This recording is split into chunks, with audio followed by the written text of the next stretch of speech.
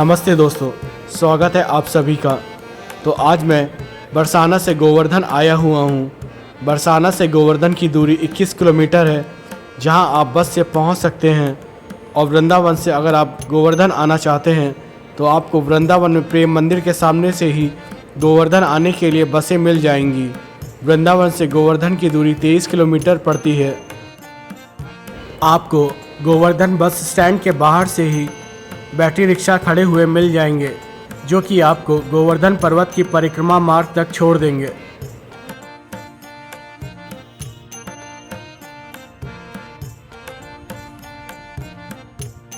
मैं यहाँ पर नंगे पैर ही चल रहा था। इसकी एक अलग कहानी है जो मैं आगे बताऊंगा। पहले मैंने सोचा था कि मैं परिक्रमा पैदल करूंगा। मुझे यहाँ पता नहीं था कि लोग यहाँ पर बैटरी रिक्शा से भी बैठकर परिक्रमा करते हैं। अभी 4 बजने को था। बैटरी रिक्शा वाले ने पूछा, भैया आपको गोवर्धन पर्वत की परिक्रमा करनी है? तो पहले मैं शॉक्ड हुआ। फिर मैंने उससे पूछा कि परिक्रमा तो लोग पैदल ही करते हैं, क्योंकि मैं अकेला था और 21 किलोमीटर की परिक्रमा को नंगे पैर पूरा करने में 5 से 6 घंटे का समय लगने वाला था। इसलिए मैंने सोचा चलो आज पहली बार गोवर्धन आया हूँ तो फिर बैटरी रिक्शा से ही आज पहली बार परिक्रमा कर लेता हूँ। उसके बाद जब मैं दूसरी बार नवंबर या दिसंबर के बीच में आऊँगा तब नंगे पैर पैदल परिक्रमा कर लूँगा। गोवर्धन भारत के उत्तर प्रदेश राज्य में एक बहुत ही प्रमुख तीर्थ स्थल है। गोवर्धन और इसके आसपास के क्षेत्र को ब्रजभूमि भी कहा जाता है। आपने भगवान श्री कृष्ण की अनेकों लीलाएं सुनी होंगी, जिसमें से एक है श्री कृष्ण जी द्वारा पर्वत को अपनी उंगली पर धारण करने की लीला। इसी लीला के कारण भगवान श्री कृष्ण जी को गिरधर या गिरिराज के नाम से भी बुलाया जाता है। साथ ही इस लीला के कारण गोवर्धन पर्वत को गिरिराज भी कहा जाता है। दीपावली के एक दिन बाद गोवर्धन पूजा भी की जाती है। यहाँ पर माना जाता है कि गोवर्धन पर्वत के हर छोटे बड़े पत्थर में श्री कृष्ण जी का वास है। यहाँ तक ये भी माना जाता है जो व्यक्ति गोवर्धन पर्वत की यात्रा करता है उसके समस्त पाप नष्ट हो जाते हैं। और अगर मैं पाप और पुण्य की बात करूं तो वो आपके कर्मों से निर्धारित होते हैं। इसीलिए कहा जाता है जो जैसा करेगा वो वैसा भरेगा। साथ ही यह भी माना जाता है कि जो लोग ये परिक्रमा पूरी करते हैं उन्हें सुख शांति का आशीर्वाद मिलता है और उनकी सभी मनोकामनाएं पूर्ण होती हैं। यहाँ पर गोवर्धन पूजा के दिन यात्रा को करना बहुत ही शुभ माना जाता है। श्री गोवर्धन पर्वत की संपूर्ण परिक्रमा 7 कोस यानी 21 किलोमीटर की है। गोवर्धन पर्वत की परिक्रमा करते समय सबसे पहले गोवर्धन पर्वत को प्रणाम करें। ये यात्रा मानसी कुंड से शुरू होती है। यहाँ रास्ते में परिक्रमा मार्ग में आपको काफ़ी सारे मंदिर दिखेंगे।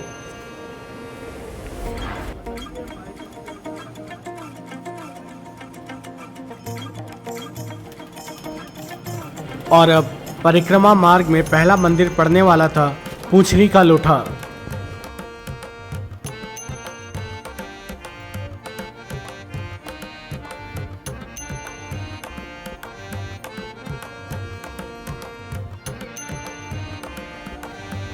पूछरी का लोठा गोवर्धन पर्वत की परिक्रमा के मार्ग में पड़ने वाला एक प्रमुख स्थल है। ये राजस्थान के भरतपुर जिले में स्थित है। गोवर्धन परिक्रमा करने वाले श्रद्धालुओं के लिए यहाँ दर्शन करना ज़रूरी है। माना जाता है कि पूछरी का लोठा भगवान श्री कृष्ण के बचपन के सखा मधुमंगल का स्थान है। पूछरी का लोठा से काफ़ी कुछ जुड़ी हुई मान्यताएं भी प्रचलित हैं। मान्यता है कि जब भगवान श्री कृष्ण लीला समाप्त करके वैकुंठ जाने लगे तो उन्होंने अपने सखा मधुमंगल को गोवर्धन पर्वत की तलहटी में विराजमान किया था।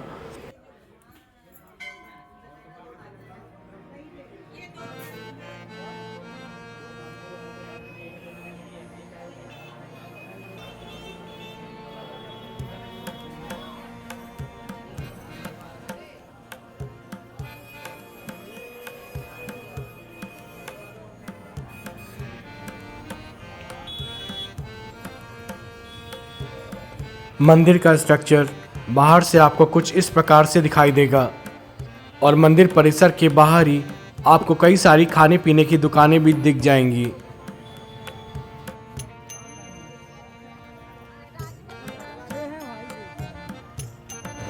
मंदिर में दर्शन करने के बाद अब मुझे वापस बैटरी रिक्शा की तरफ जाना था और परिक्रमा मार्ग में आगे की तरफ बढ़ना था।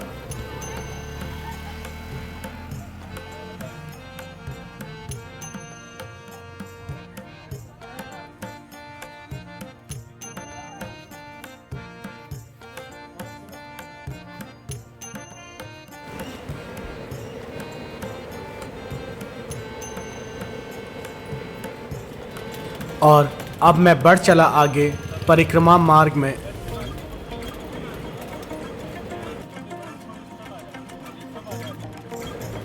गोवर्धन पर्वत से जुड़ी पौराणिक कथा के अनुसार एक बार सभी ब्रजवासी इंद्र की पूजा कर रहे थे। तब भगवान श्री कृष्ण ने अपनी माँ से पूछा कि लोग इंद्र की पूजा क्यों करते हैं।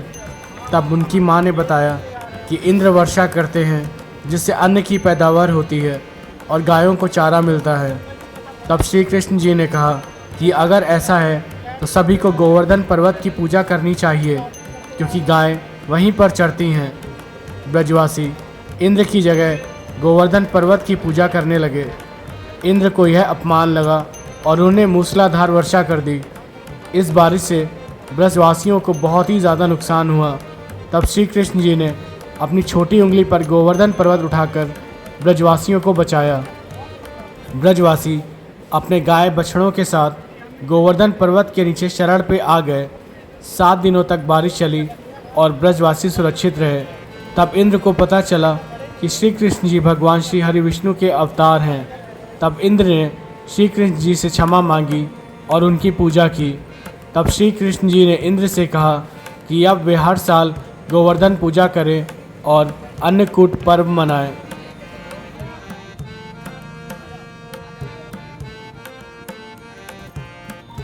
यहाँ पूंछरी का लौठा में दर्शन करना आवश्यक माना गया है क्योंकि यहाँ आने पर इस बात की पुष्टि मानी जाती है कि आप परिक्रमा करने आए हैं। ये एक अर्जी लगाने जैसा है।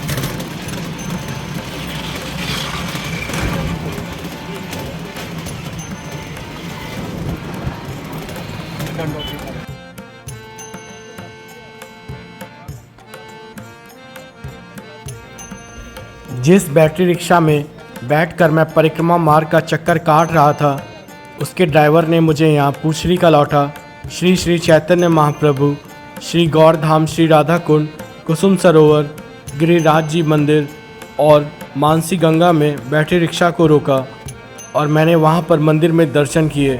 रास्ते में बस बैटरी रिक्शा वाला कुछ जगहों के बारे में बताता जा रहा था लेकिन उसने बैटरी रिक्शा नहीं रोका।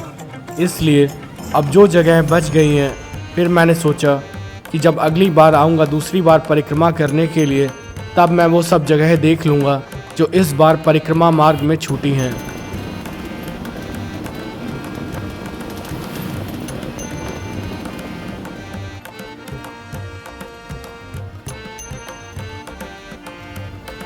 रास्ते में परिक्रमा मार्ग में जब मैं बैटरी रिक्शा में बैठकर परिक्रमा कर रहा था तो और बात करूं तो यहाँ पर मुझे केवल 20 से 25 लोग दिखे जो पैदल परिक्रमा कर रहे थे।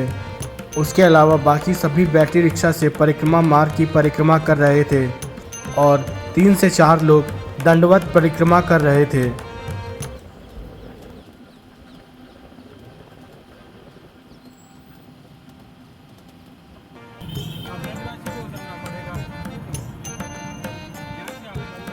और अब मैं पहुंचने वाला था गिरिराज जी के मंदिर में।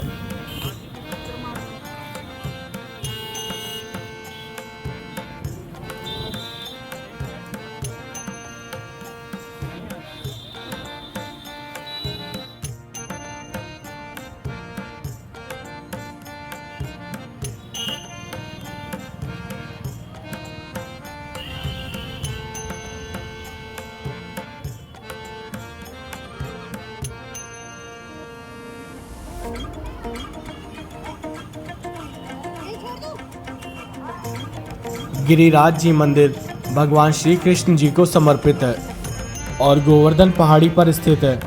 ऐसा माना जाता है कि ये क्षेत्र के सबसे पुराने मंदिरों में से एक है और भक्तों के लिए इसका बहुत ही ज़्यादा धार्मिक महत्व है। मंदिर परिसर में कई छोटे मंदिर और संरचनाएं हैं जिनमें मुख्य मंदिर गिरिराज जी के रूप में भगवान श्री कृष्ण को समर्पित है। मंदिर बड़ी संख्या में भक्तों को आकर्षित करता है, खासकर गोवर्धन पूजा और अन्नकूट जैसे त्योहारों के दौरान, जो बड़े उत्साह के साथ मनाए जाते हैं। इन अवसरों के दौरान भक्त भक्ति के प्रतीक के रूप में देवता जी को भोजन और मिठाइयाँ चढ़ाते हैं।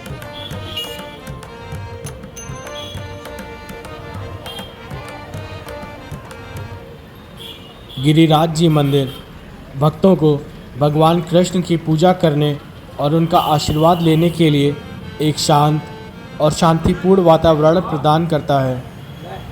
मथुरा और वृंदावन में भगवान श्री कृष्ण जी से जुड़े अनेक धार्मिक स्थल हैं।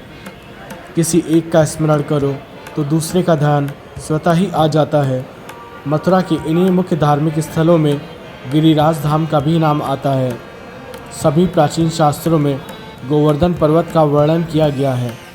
गोवर्धन के महत्व का वर्णन करते हुए कहा गया है कि गोवर्धन पर्वत गोकुल पर मुकुट में जड़ी मणि के समान चमकता रहता है।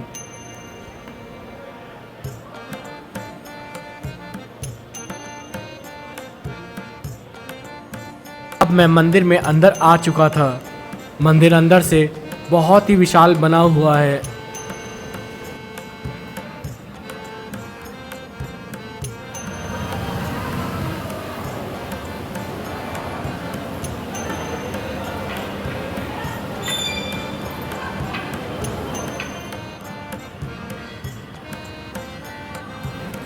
गिरिराज जी मंदिर काफ़ी बड़ा और काफ़ी खूबसूरती के साथ बना हुआ है। गिरिराज मंदिर में दर्शन करने के बाद मैं बढ़ चला बाहर की तरफ।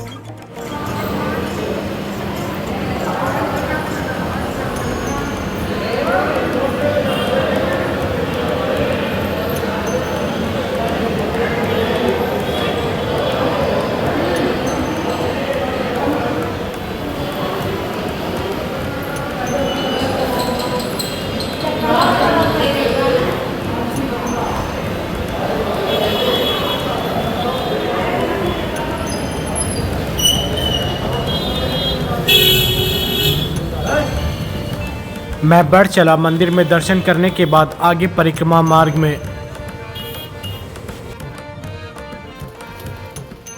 यहाँ से राधा कुंड 4 किलोमीटर और कुसुम सरोवर 6 किलोमीटर बचा था।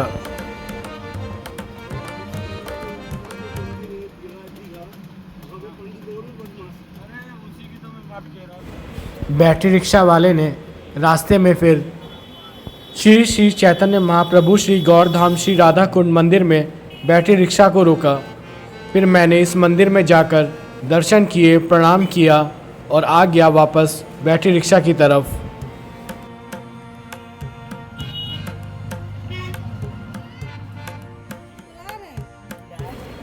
अंदर से मंदिर काफ़ी अच्छा बना हुआ था और इस मंदिर की संरचना भी काफ़ी अच्छी है।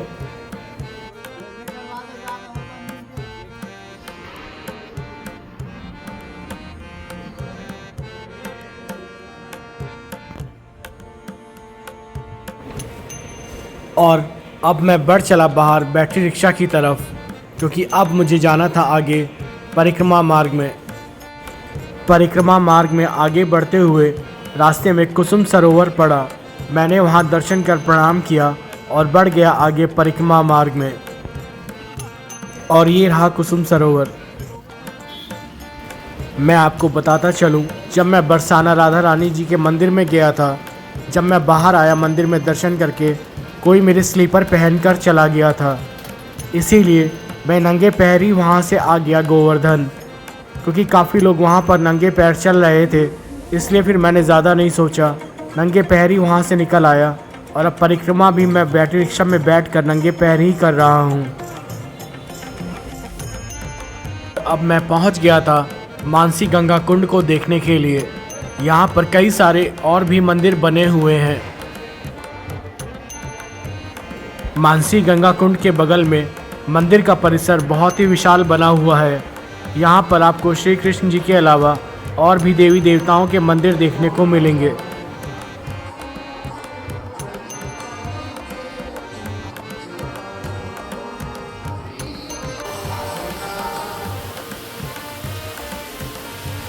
यहाँ पर कई लोग रुककर नहा रहे थे। मानसी गंगा के बारे में कहा जाता है कि ये भगवान श्री कृष्ण जी के मन से उत्पन्न हुई है। श्री कृष्ण जी के मन से आविर्भूत होने के कारण इसका नाम मानसी गंगा पड़ा। मानसी गंगा गोवर्धन गांव के मध्य भाग में मौजूद है। गोवर्धन परिक्रमा करते समय ये दाईं ओर तथा वापस लौटने पर इसके बाईं ओर दर्शन होते हैं। मानसी गंगा एक पवित्र झील है। कहा जाता है मानसी गंगा में स्नान करने से हर पाप से मुक्ति मिलती है। मानसी गंगा भगवान श्री कृष्ण जी के मन से उत्पन्न हुई थी और इसके दक्षिण किनारे पर श्री हरिदेव जी का भी मंदिर है। मानसी गंगा के किनारे माता मनसा देवी जी का भी मंदिर है। गोवर्धन पर्वत की परिक्रमा करने के बाद लोग मानसी गंगा में स्नान करते हैं।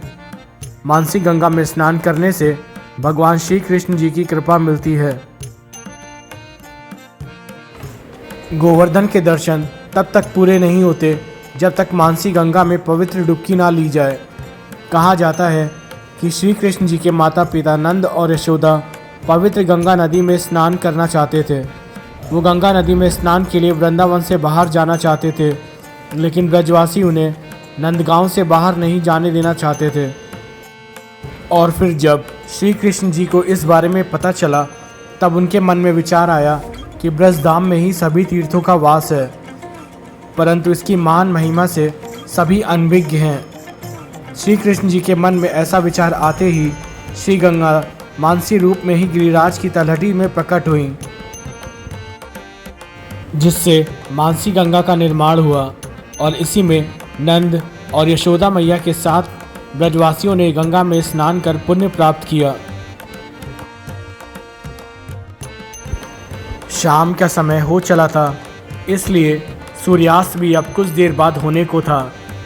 यहाँ पर मानसी गंगा का नज़ारा बहुत ही खूबसूरत लग रहा था।